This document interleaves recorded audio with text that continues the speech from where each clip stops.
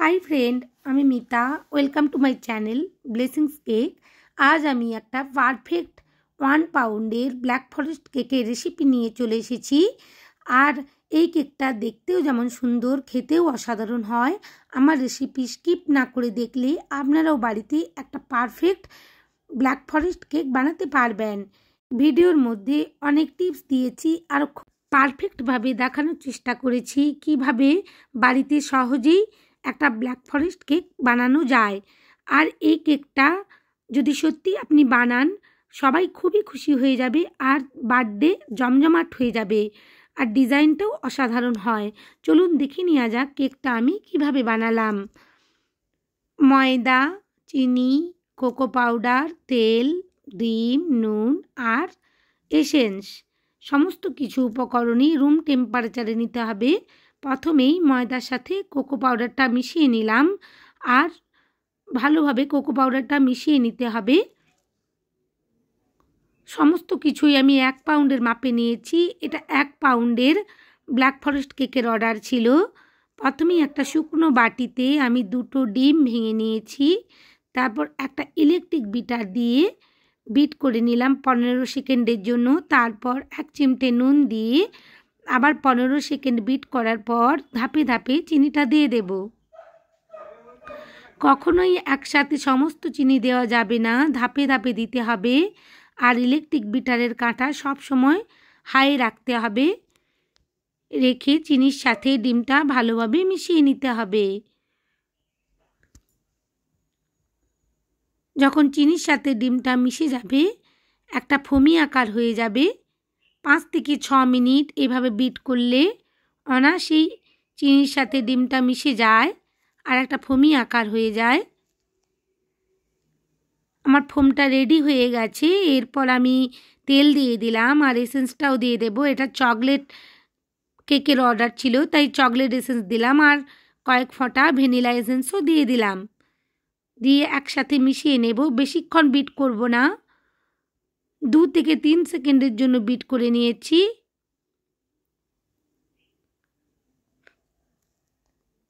এরপর আগে থেকে যে শুকনো উপকরণটা মিশিয়ে রেখেছিলাম কোকো পাউডার আর ময়দা ধীরে ধীরে মাখিয়ে নেব।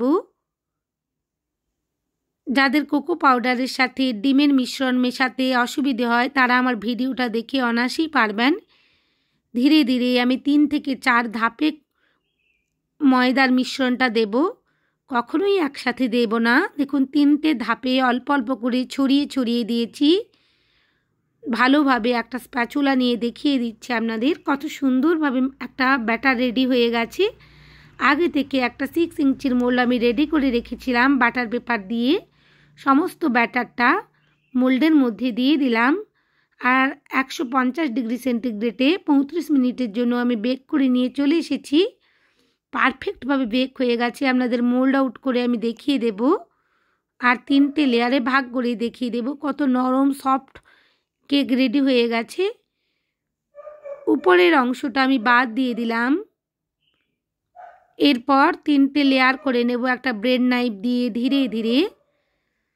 যে সমস্ত বিগিনার বন্ধুদের লেয়ার কাট করতে অসুবিধে হয় তারা আমার এই ভিডিওটা দেখে অনায়াসেই লেয়ার কাট করে নিতে পারবেন। 3টে লেয়ারে ভাগ করে নিয়েছি। এরপর গানাশ বানিয়ে নিয়েছিলাম। আমি এখানে 1:1 রেশিওতে গানাশ বানিয়েছি। আর সব সময় ক্রিমের সাথে একটু যদি চকলেট মিশিয়ে নেওয়া যায় গানাশ খুব সুন্দর খেতে হয়। মাঝ বরাবর বসিয়ে দিলাম কেকের স্পঞ্জটা। এরপর সোপ করে নিতে হবে অবশ্যই। সুগার সিরাপটা অবশ্যই ঠান্ডা করে নিতে হবে। প্রথমে সুগার সিরাপ দিয়ে সোপ করে নিয়ে আমি গানাশ দিয়ে দিলাম 1 টেবিল স্পুন। গানাশটা ভালোভাবে প্যালেন নাইফ দিয়ে চারিদিকে ছড়িয়ে দিয়েছি স্পঞ্জে। তারপর ক্রিম দিয়ে চারিদিকে ক্রিমটাও ছড়িয়ে দিলাম। আবার গানাশ দিয়ে দেব। এই ধরনের কেকগুলো খুবই টেস্টি হয় খেতে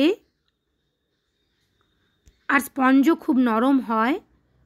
আমার রেসিপি ফলো করে যদি আপনি বানান খুব নরম একটা স্পঞ্জ রেডি হয়ে যাবে। লেয়ারে ভরে ভরে চকো চিপস দিয়ে দিলাম। এরপর দ্বিতীয় লেয়ারটাও বসিয়ে দেব একইভাবে।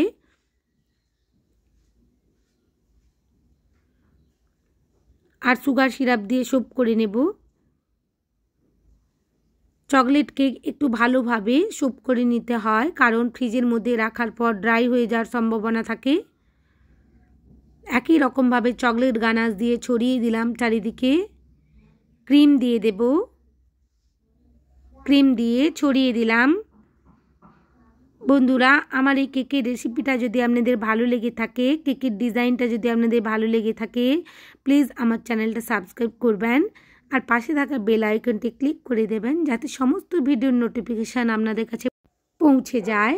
দেখুন, একই রকমভাবে আমি গানাশ দিয়ে দিলাম আর লেয়ারে ভরে ভরে চকো চিপসও দিয়ে দেব। ভালোভাবে গানাশটা অবশ্যই ছড়িয়ে দিতে হবে চারিদিকে কেক স্পঞ্জের, আর অবশ্যই ভালোভাবে ভরে ভরে লেয়ারে চকো চিপস দিলে খেতে ভালো লাগে, অবশ্যই দেবেন এভাবে। তৃতীয় লেয়ারটাও বসিয়ে দিলাম। একদম প্রথমের লেয়ারটা আমি ফার্স্টে বসিয়ে দিই, যাতে স্মুথ করার সময় অসুবিধে না হয়। তৃতীয় লেয়ারেও একইভাবে গানাশ দিয়ে দিলাম, দিয়ে প্যালেট নাইফ দিয়ে চারিদিকে ছড়িয়ে দেব, ছড়িয়ে দিলাম। এরপর ক্রিম দিয়ে ক্রাম কোটিং করে নেব। ধীরে ধীরে চারিদিকে ক্রিমটা ছড়িয়ে দেব আর একেবারে সাইড থেকে ক্রিমগুলো নিয়ে এসে ক্রাম কোটিং করে নেব। এইভাবে ক্রাম কোটিং করে নিলে ফিনিশিং করার সময় কম ক্রিমে খুব তাড়াতাড়ি ফিনিশিং আনা যায়।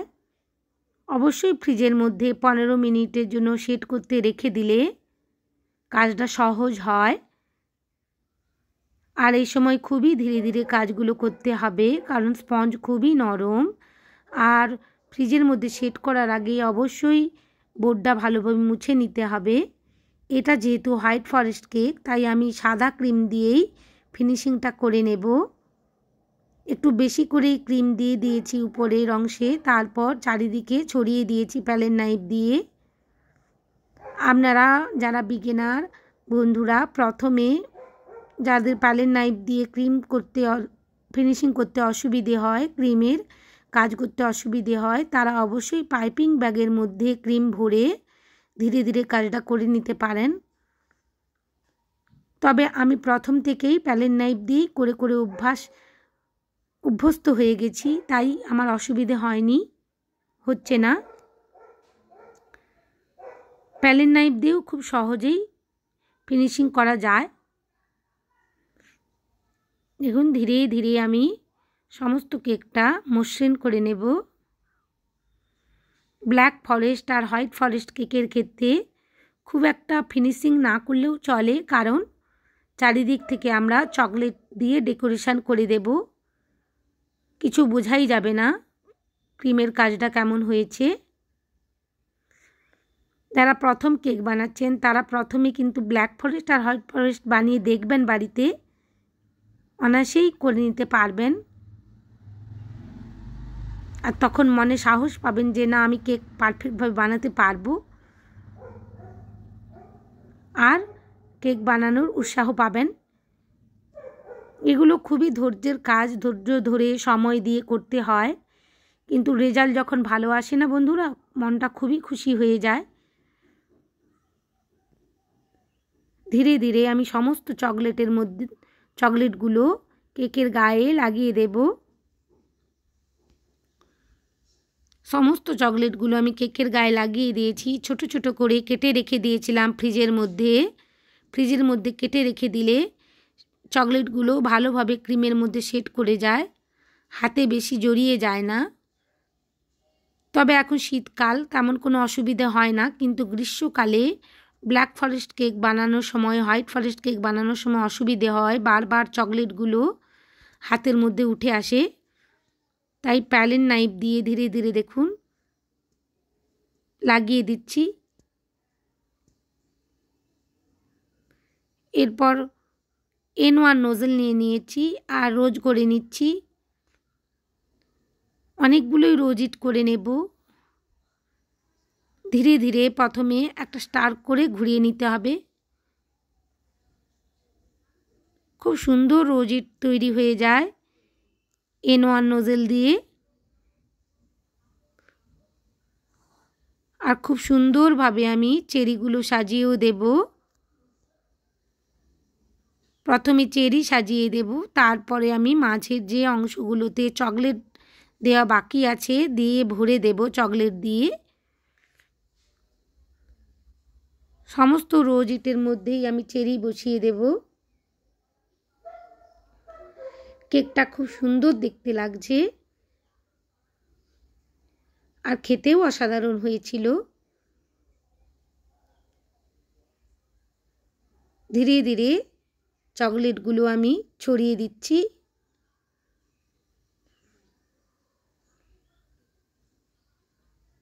আপনারা বাড়িতে অবশ্যই চেষ্টা করবেন বন্ধুরা, নিশ্চয়ই পারফেক্টভাবে এরকম একটা কেক বানাতে পারবেন।